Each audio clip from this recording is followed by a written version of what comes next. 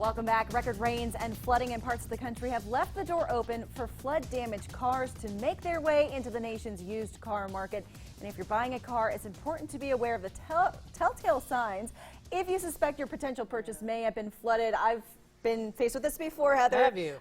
Saw a great deal, looked into it a little bit further, found out it was flood damage. So. Right. Yeah, and with the most recent area of the country, Louisiana, being flooded so badly, it's not unusual at all for some of these cars to somehow later make it to other markets. Right. So whether or not it's been known to the dealer selling it, of course, your top thing is going to be to use a reputable dealer that's going to check out their inventory before trying to sell it. Sure. But there are some telltale signs you can look for if you are shopping for a used car, especially if you're not sure.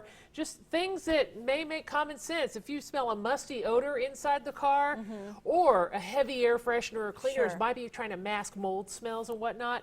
Any loose or damp upholstery or carpeting, mismatched, maybe some staining. Especially if it's an older car, some of that stuff might be there, but you just want to make sure it's not part of the big picture of being a flood car. Sure. Any rust, any telltale signs of rust, like under the dash or on the latches of the trunk or the hood or under the pedals, places rust isn't normally going to develop if it hadn't already been submerged in water. Little things like silt in the glove box or under the seats, floor mats, things like that. Just little things.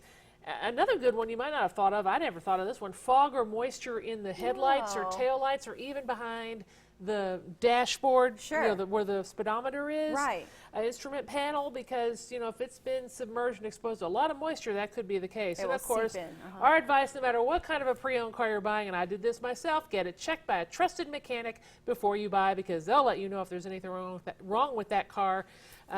You know, check the Carfax to see if there's been a flood damage title on it or anything like that.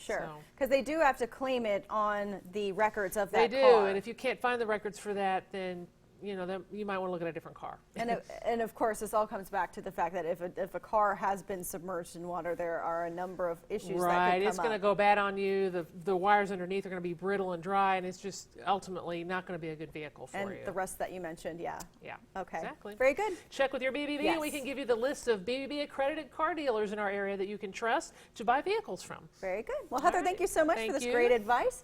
And we are back with more for you coming up right after this.